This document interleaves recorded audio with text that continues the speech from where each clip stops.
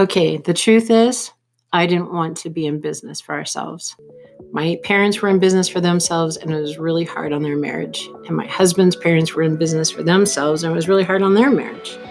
It's like life is too difficult as it is, and marriage is too complex without adding all the extras of having a business on top of it. But the truth is that God called us into business, so we had to figure it out the long, hard, slow way. How to be effective in marriage and in business. And the good news is, it is possible. We've come to a point of believing that a power couple is one that's on the same page in all aspects of life, fulfilling a common vision. It's a couple that isn't perfect, but's always working and wanting the best for each other and our marriage. And the design, well, it's God's design to have a thriving marriage and a prosperous business. Your hosts, Robert and Kaylee Fakui, are a married couple in business. And they've experienced their own journey of ups and downs in life and business, but have developed tools along the way through a mix of trial and error and counseling to build a life worth living and sharing. And now they're inviting you to join them on their journey so they can share what they've learned and bring you along with them. Over the coming episodes, you'll hear from Robert and Kaylee, as well as other power couple guests, to equip and encourage you to build a thriving marriage and prosperous business. It will be one part marriage coaching, one part business consulting. You may laugh, cry, shout, or cheer, but we mainly want to encourage you in your journey as husband and wife and business owner. You will learn a few things along the way as well. Welcome to the Power Couples by Design podcast.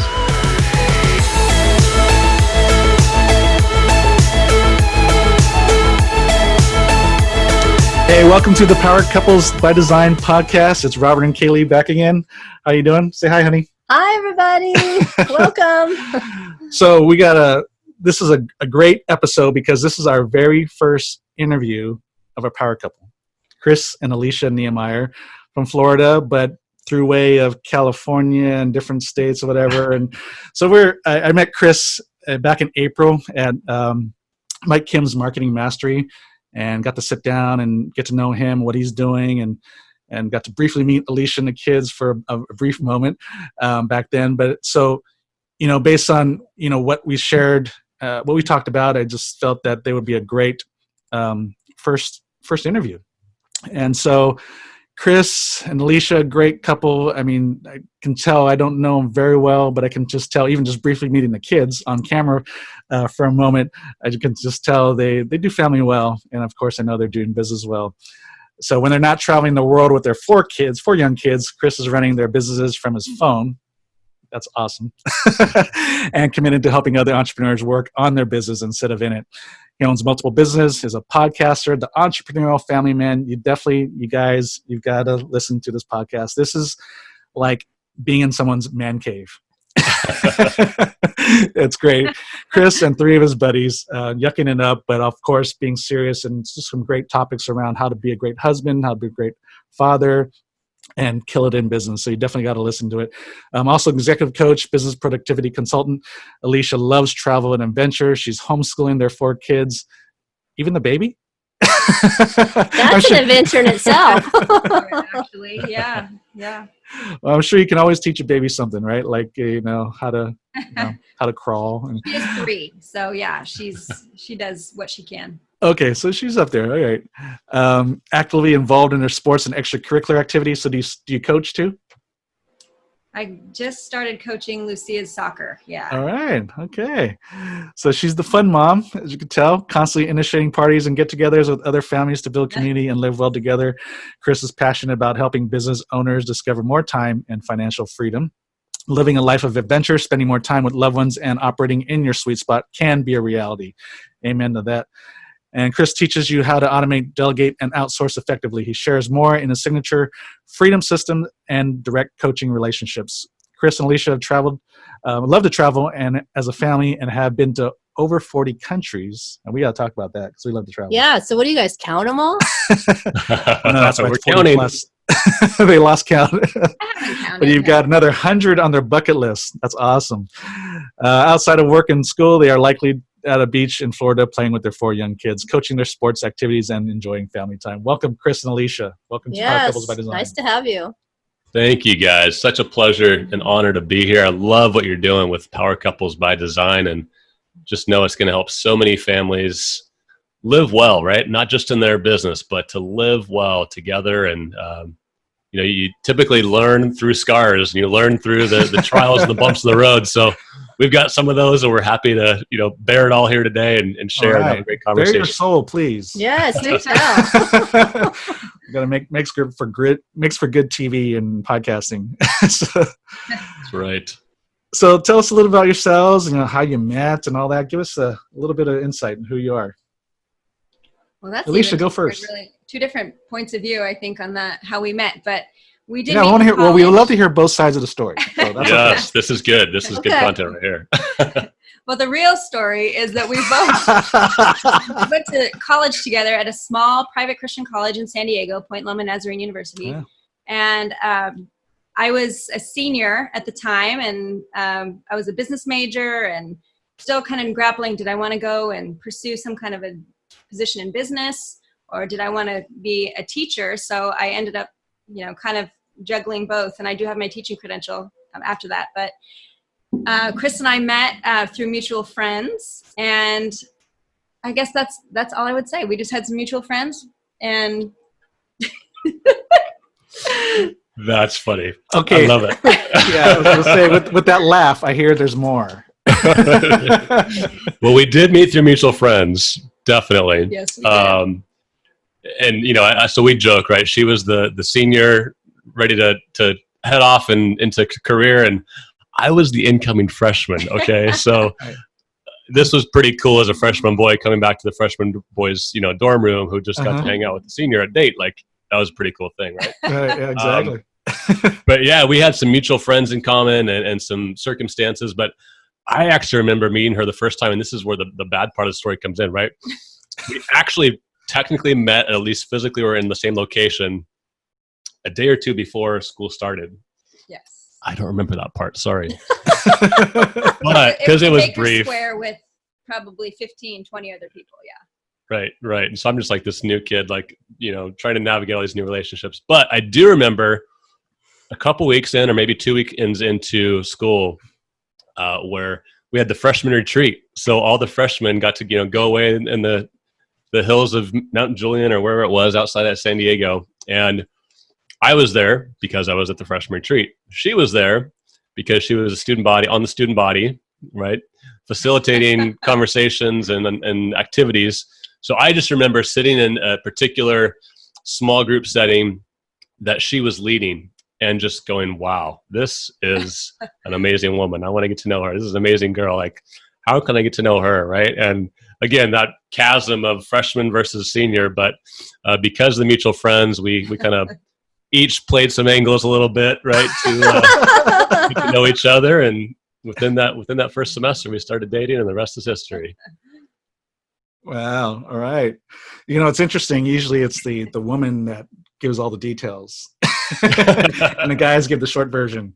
He goes, yeah, she was hot, so I wanted to go out with her. Ask her out. That's usually how it goes. So you met in San Diego, and I know you've kind of traveled a little bit around before settling into Florida, right? Is that right? Yeah. So we had, again, met and married in San Diego, stayed around there. You were there for about 12 years, I think, me about 10 total. And so we stayed there, and had kind of a first career experience, and then decided, this is not the direction we want our lives to go, not the direction we want our marriage or business to go. And so we started our first online company in San Diego, and then realized, we need to kind of grow up and get out of our little college town and spread our wings more. And had the idea to start a family, around that point. And with a mobile type of business, we could really go and work from anywhere, and thought about coming to the East Coast and weren't quite sure about that timing, and just settled through a set of circumstances, and really God ordained, settled into a little community in Southern Oregon. And that's where we started our family, and really for the 9 years lived there, started raising 4 kids. And then really about a year and a half ago, we realized, okay, we're done having kids. Now we need to raise them. We've tried this whole thing called 4 seasons. We don't love 2 of them very well. Which 2 were they? I could do fall. Fall is beautiful. The rest of them, I really could kind of leave. Well, we're just not. We're not fond of winter and rain and cold and gray, which is a lot of the Northwest, right? And so we just realized, every time we go somewhere for vacation or whatever, we're always going back to the beach. And I think there's something there where in our formative years, we were living literally right on the coast there in San Diego. The beach was just part of who we were as we were growing up in those, 20s time frame. And so we just had to sit down and realize, like, okay, God's made us beach people. We're going to be okay with that. Like, Made us beach people. Not apologize, right? Not apologize. So we and our kids have never met a beach we didn't like. Florida's got a ton of them, and we've been to Florida many, many times, and for some business reasons too. And so we just started checking the boxes on, this would be a good place to settle down and get this family raised and just enjoy living in a different location too. So that's what brought us to Florida. And really more opportunities for them too, because in Southern Oregon, just as far as involvements and things like that, it was a little limited. So it was beautiful. The scenery is beautiful. The people were really nice, and the church was wonderful. But yeah, it kind of comes down to, what are your kids really into, and does that place really lend itself to that? So yeah. Yep. So after college, did you both started to go into your careers first before starting a business? Alicia, you as well, because you said you were a business major and all that. Yeah, well, I started I took a class. When I was in high school, one of my high school jobs, aside from just babysitting or whatever, was I worked at a travel agency for a family friend. She was, the travel agent for President Ford and for Jeff and Bo Bridges. And so it was a very interesting job. And one of my tasks was to order brochures for all the clients. And, she gave me this task, and I kind of went running with it. And I'm like poring over all these, brochures and just going, ooh, I want to go there. And ooh, where's this? And I would bring home these stacks, my poor mother, to our little 1-bedroom condo and just pour over these huge stacks of brochures. So I really caught this travel bug early, mostly because my mom had also done the same thing, worked for a travel company. So when I finished, travel's not typically a field that people go to college for. It's something you just jump in, you get training, and you just on the job learn it. So, if you want to be a travel agent, that's what you do. So I went back and I took a couple classes and ended up getting hired by my professor to work for his travel agency in Coronado. And from there, just started, seeing different opportunities for being able to use airfare as a means to help, some friends and family. One of them being Chris's brother. He was a student at Point Loma at the time, and I think there were 7 of them that were going on this mission trip to South Africa. And they're like, hey, can you just check out some airfare for us? I'm like, oh, sure. So my boss let me give him a pretty good discount, but still mark it up enough to make some money on it. And that's kind of where the whole idea kind of stemmed from for Mission Travel that we started. Yeah. Ah, okay, good. Yeah, and so the tangent story there too of what I was doing at the time. I caught the political bug. I was a poli-sci and history major right around the 99-2000 campaign, and found myself involved in politics of all things to start my career. So I ran a large political action committee in San Diego for all the kind of Republican Party donors, basically all the fat cats, if you will, raised and asked for big checks to support candidates and fundraise and causes. But after many years there, just the craziness of the political world and the time really on my schedule and all that, we were at that point where like, okay, we need to look at something else here. This is not sustainable for my career, for our relationship.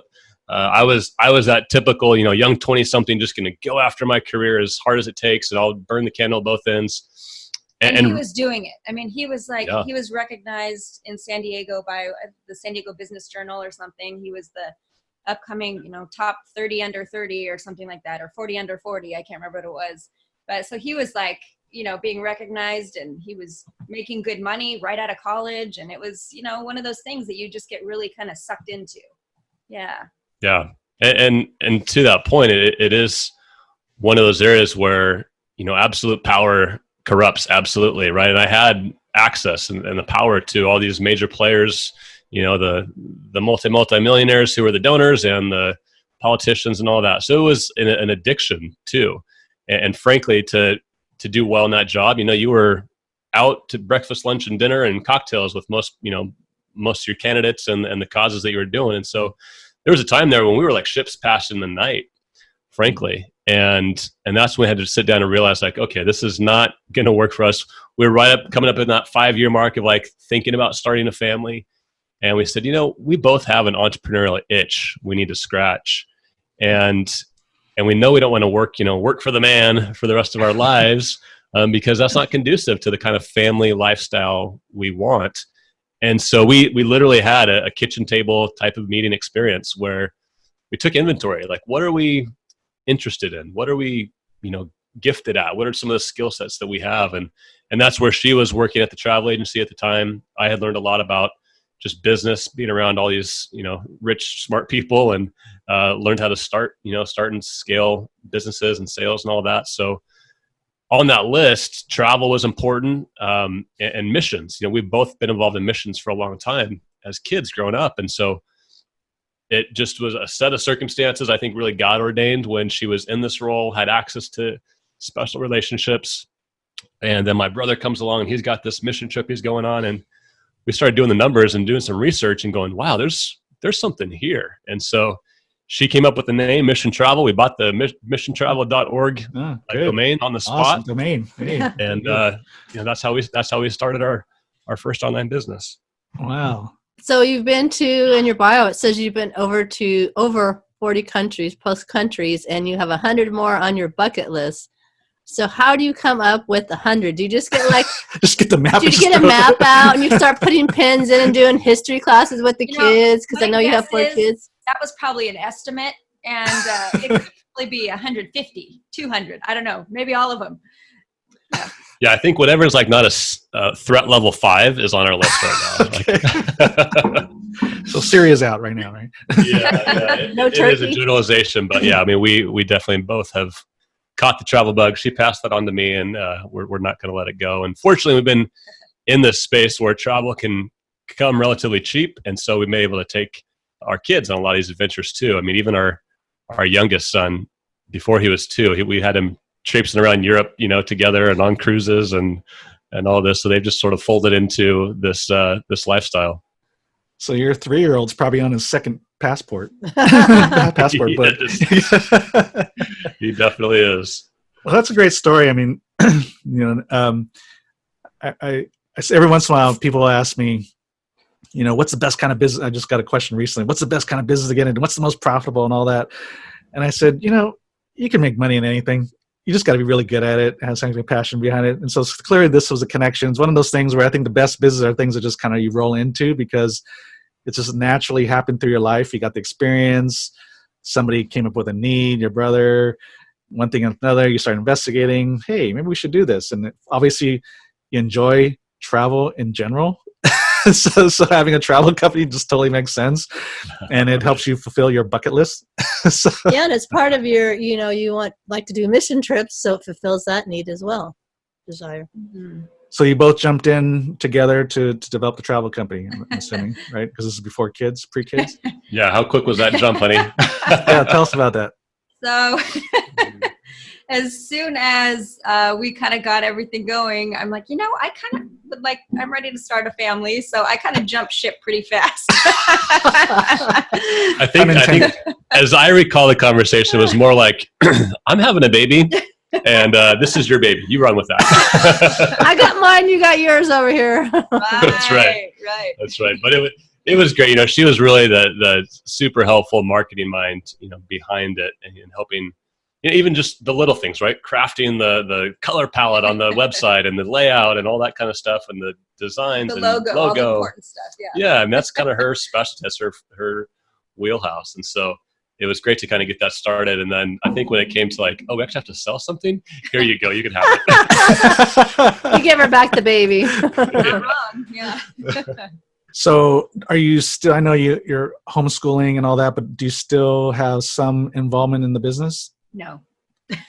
Not even like color palettes or anything? Any input? Occasionally he'll ask me, questions about, hey, what do you think about this? Or, I did this. What do you think of it? I'll get questions like that occasionally, but for the most part, in the beginning, I think it was good because we needed something that we could share and do together and build together. At this point, I trust you, like run with it. He's an achiever type. So, I'm like, go, go, go, whatever. I'm looking from the side going, good job, You're the cheerleader. and I'm busy, and I love to learn every day, relearn some of the stuff the kids are doing. So I'm happy what I'm doing too. So good. That's good. Combo. So, you started this business really part of a lifestyle issue, right? You didn't, the whole career thing was not fitting with how you can stay, build a healthy marriage, build a healthy family, start this business to get that kind of quote unquote freedom to be able to, have your own hours or whatever you want to call it. But what were the challenges in still you're building this business, but still, you want to have a good marriage too. And then obviously now you're going to start having kids. So talk about some of the challenges in building a business, but even still building a healthy marriage and family. Finding the balance. I can answer that. Go for it. I just remember, we had this little tiny cottage, really, 2 blocks from the ocean in Ocean Beach in San Diego. And it was, just the 2 of us at the time when we just launched Mission Travel. And I remember kind of just looking around going, okay, this is our new reality. And we went from having all this financial stability and, a steady paycheck. And he was making really good money for being right out of college, what every college grad thinks they're going to get, like he was doing it. And, just looking around and being like, okay, so now we don't have a steady paycheck. We're having to do this. We're responsible for everything ourselves. And we are just starting out and having to build all these relationships and learn the ropes. And he was figuring out his systems. And it was kind of, there was a time when it was kind of like, this should be interesting, but, we were so driven, I think, by the fact that we wanted this freedom and we didn't want somebody telling us what to do with our time, how to do it. And we saw this vision of what we wanted and something that could help people. So it was a good kind of a good, scary time, where you're like, I don't know what's going to happen, but let's go for it. Good. And then at the same time, you wanted to start a family. So that kind of forced you to go, okay, we got to do something because we want to have a family. So we need to be able to provide and support them. So. Yeah, absolutely. And that's kind of where that motivation of that provider, protector, kind of comes in. I think God's put in us men. And so, and it's funny, even thinking back, and we've talked about this recently on a date night, not too long ago, really was, what was it like for you mentally, emotionally, when we started that business, going from that safe, reliable paycheck to just, the ups and downs of entrepreneurship. Right. And thankfully she didn't tell me at the time, she told me much later, but she was a little freaked out, frankly. And I was too, but I think it was just that, like, we know we want this so badly. And we want to have that kind of freedom and flexibility that we did, at Tuesday at 11:45 in the morning, I say, hey, let's go down to the coffee shop for a nice lunch, right? And we could do that. And that's kind of the designed lifestyle that we wanted to create for our family. And still to this day, get to take off a random Thursday just because, right? Now, in the beginning, we had a lot more of those times because there wasn't a whole lot happening. So we would hang out at the little bagel shop / coffee shop in Ocean Beach. And we could have all kinds of time just to sit and hang out and try to and all that. Now we don't have quite as much time as we did, but that's because it was, fledgling stage. Just the 2 of you.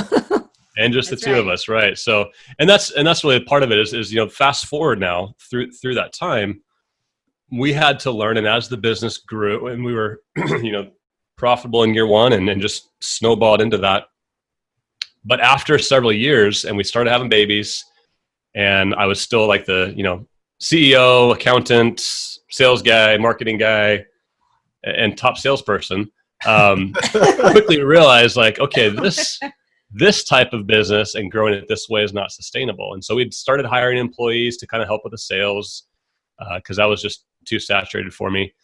But I realized probably after about kid number 3, like, I didn't really create a business here. I created a job for myself, a good paying job, but I had a really bad boss, right? And that was me. It was like, if you're not handcuffed to your computer or your phone, you're not going to be, making the money you want to bring in for your family. And so there was a point, I think, in around 2015, 2016, so not too long ago, where I was like, okay, we need to make some major changes here. And that's what spurred me on to create that business into really a business that can stand alone without my direct involvement. So we hired some key employees, made some major changes to our systems, to where now that's a business that's still thriving and growing, but we've built a good team to run that, where I'm in it just a couple hours a week. And it's allowed me to go into these other areas of coaching and consulting and the podcast, and we're writing a book that's going to come out next year and all this other stuff, to really teach people. Like, most entrepreneurs think they have a business, but they really have a job. And so here's how you need to make it a business and create the systems and the hierarchy that you need and the reasons for delegation and all that stuff. What's your sweet spot that you work in? And so that's the kind of freedom that we really desired. It just took a long time to get there. And so there was definitely some tension there for a while as we're raising kids. Like, it's going to be hard to go on vacation if I don't bring my laptop or, have all that. So that's really just the last couple of years a recent phenomenon for us. And so how did you feel about that, Alicia, when he was having to bring his laptop and working while you're on vacation and you have the 4 kids with you? Well, I have to say, there were times when I'm like, hey, let's go. We're here and you're strapped to this laptop. Like, just put it away and let's just hang out and do this. And he couldn't. And so that'd be frustrating. And part of me was like, well, you did this. This is what you're choosing.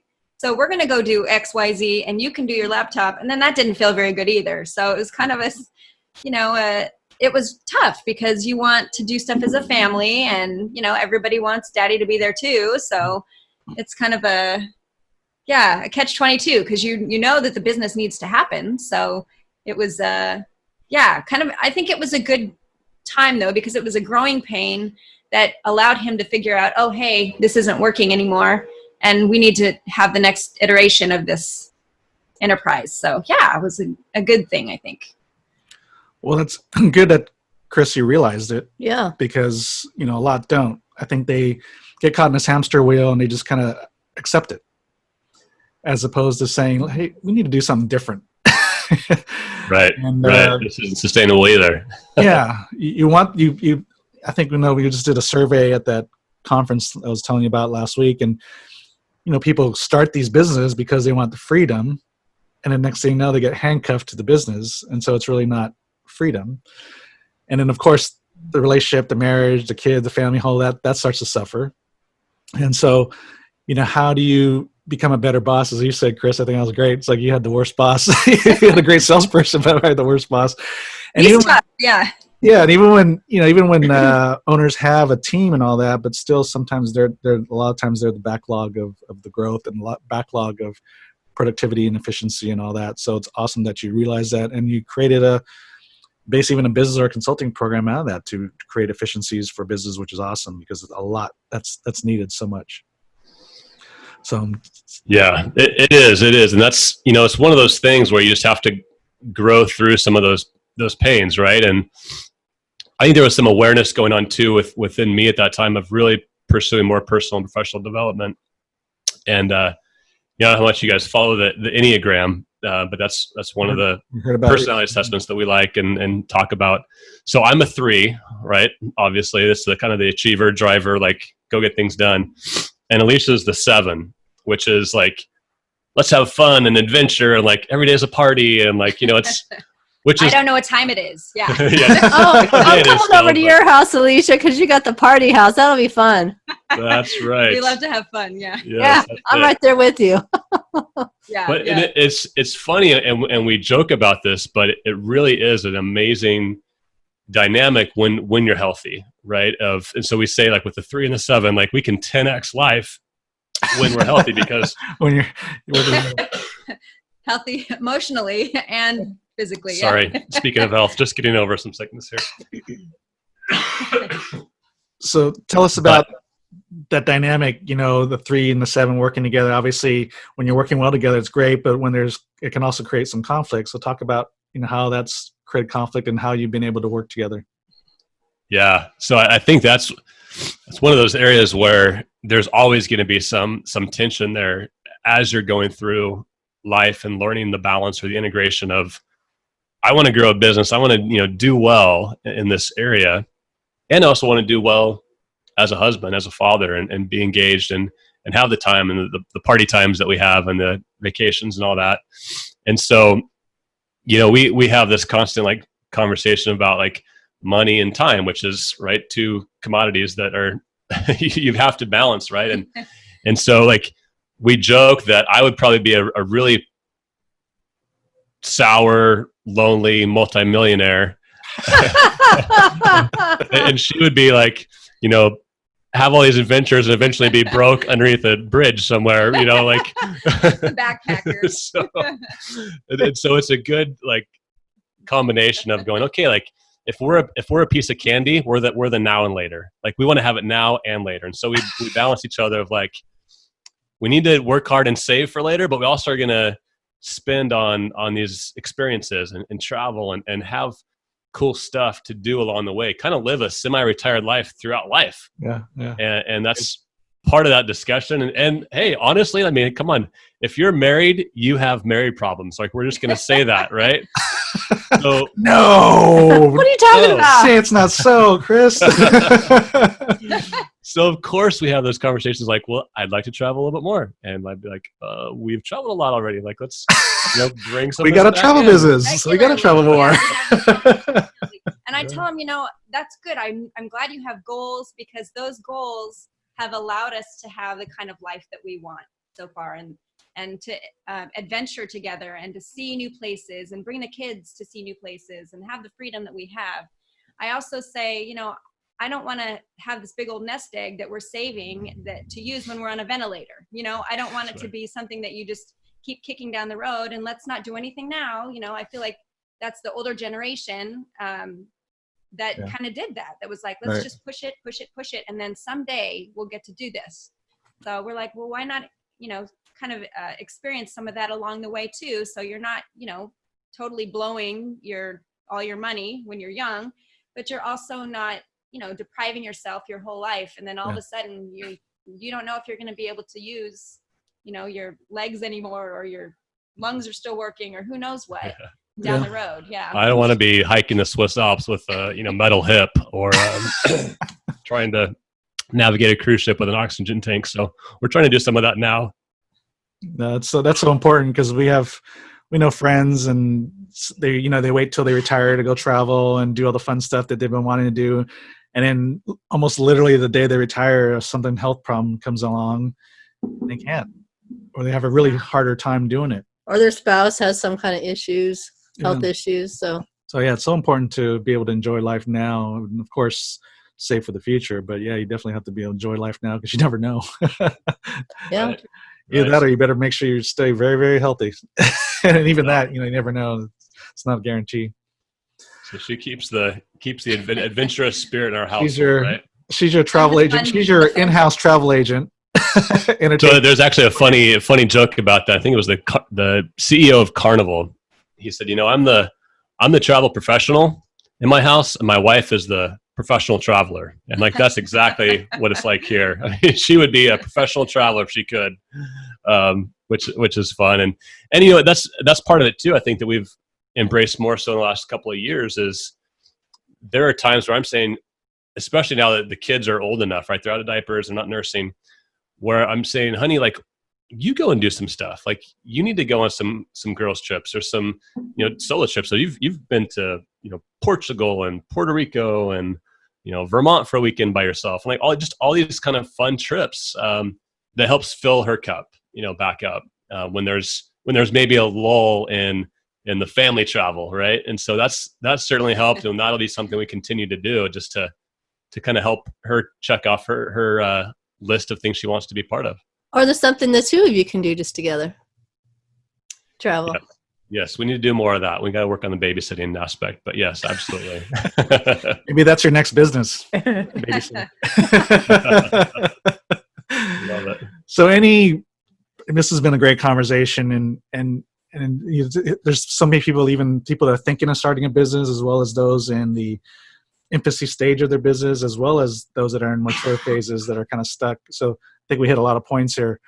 Any parting words for, our listener that, how do you maintain building a healthy family, but still, as Chris says in his podcast, killing it in business? I think as a wife of an entrepreneur, it's important to not feel like you have to control everything that's happening. And, so many times we want this stability and we're so risk adverse, but it really is a great payoff. If you can just, fill your mind with what's important to you and what you need to do, and don't be so involved in all the nitty gritty, what's happening with the business, if I, as a person who's not immediately involved in it, just to be able to kind of sit back and relax and not like micromanage what you're doing over here and ask him, well, what about the bills? Well, what about this? What about that? Sometimes you can, just get your mindset kind of really stressed out instead of just being like, hey, this might be just for a season. It might be uncomfortable, but let's ride with it and let's just see what happens. And on the other side of that, I can honestly say that, it is awesome to be able to just sit back and say, look what we've come from and look where we started in this little, bungalow in OB to now, being able to have the freedom and the flexibility that we have now. Awesome. Yeah, that's good. And what you just heard there is what I would say is she is such an amazing, excuse me, sorry. Alicia's always been such an amazing support to this business and to our lifestyle. And so I think that's excuse me, that's a big component right into marriage is everyone's going to have a security gland of some degree, with as it comes to finances and the stability.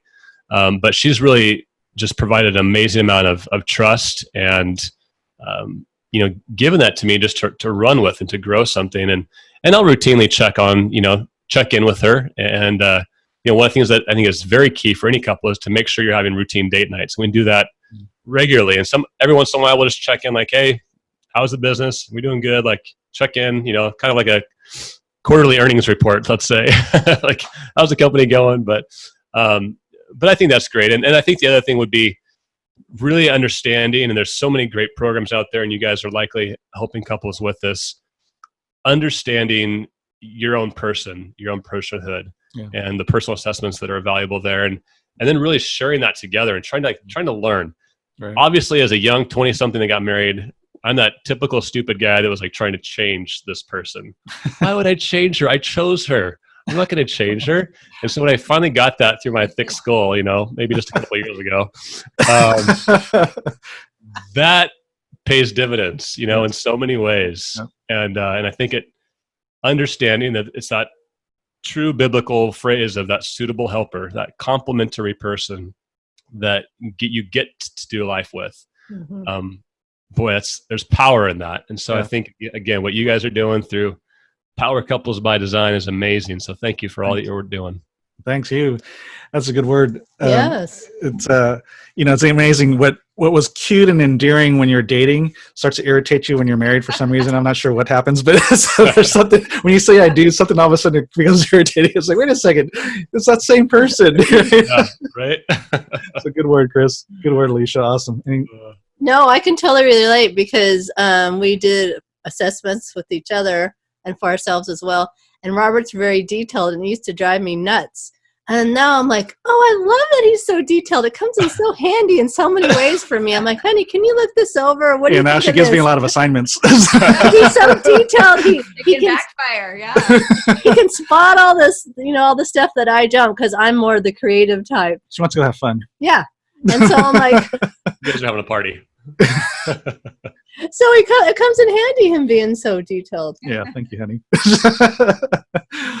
Well, Chris and Alicia, we enjoyed this first conversation, our first interview. This is great. Knocked it out of the park. Covered a lot of stuff, which is awesome stuff. I know our listeners are going to love. So how can people follow you, do business with you, or even maybe help your GoFundMe page for the kitchen? You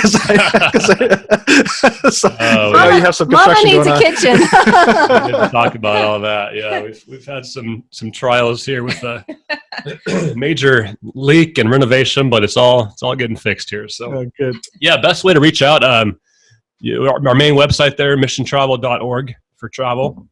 But you can find me directly at chrisniemeyer.com. And maybe we can put that in the show notes. But I'll put that. just reach out for this kind of conversation. We love having with couples, and from coaching perspective and consulting on how to work on your business, not just in it. That's something I get passionate about because it really helps fuel couples to live that lifestyle they dreamed of when they started their business. Absolutely.